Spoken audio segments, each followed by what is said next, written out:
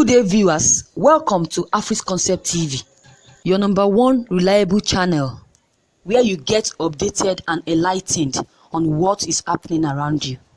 I appreciate you for the time spent while watching and viewing our channel. So if you are new on this channel, don't forget to click on the subscribe button as well as the bell button to get updated whenever I drop any video. News update. There were extrajudicial murders of Nigerians in South Africa long before ROCHA'SOKORICHA built a statue. The lives of Nigerians will be valued when we begin to elect leaders who knows what they are doing. Statecraft needs to improve in Nigeria. Statecraft is serious, demanding socio-scientific business. It is often that the difference between impoverished country whose citizens are maltreated everywhere and thriving ones whose citizens are sacred. Outrage on the latest round of attacks against Nigerians in South Africa continues to grow. Evidence from comments of at least two senior members of South African government and the returns of President Cyril Ramaphosa suggests that the disdain for Nigerians runs deep.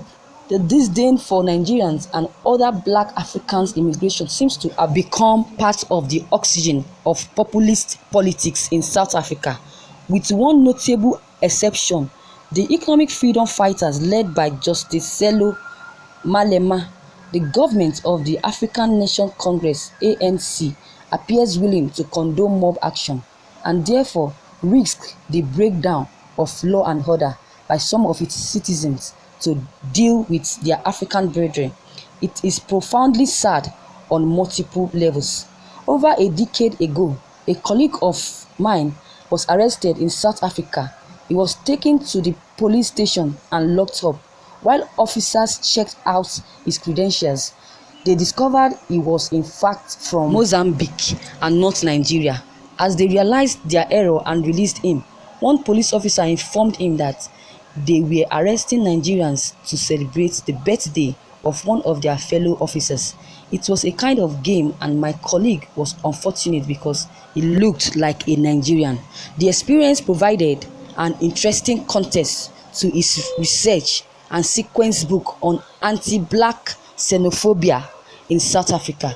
Nigerians are morally justified to expect better from South Africa, particularly the leaders, who ought to know and act better. The internet is awash with documents populating to demonstrate the degree of human and material resources Nigeria provide to African National Congress and black South Africans to defeat apartheid. 25 years later, it appears that there is no room for immigrant black Americans in the Rainbow Nation. My take on this issue is that it takes a slightly different slant. My fellow Nigerians, South Africans have the right to forget what Nigeria did for them in the fight against apartheid. The most pertinent question is, what have we as Nigerians done for ourselves in the last 4 decades? What have we done to our country and ourselves since the 1980s and 1990s?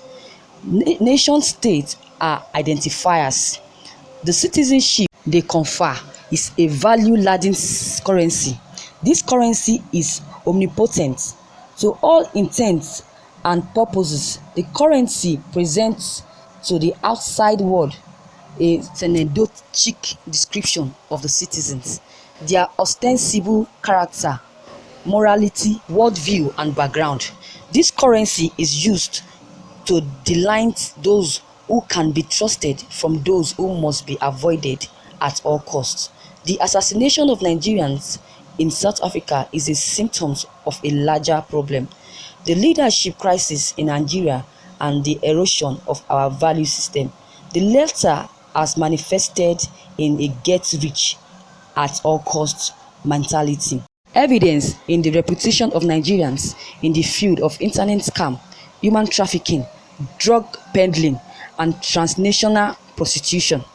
My perspective is captured by a Yoruba proverb that says, "Tí ìyá ńlá bá gbé ni ṣánlẹ̀, kékeré á máa gun orí ẹni." This may be translated as we suffer indignities from lesser issues after being defeated by a larger problem. The assassination of Nigerians in South Africa is a symptom of a larger problem.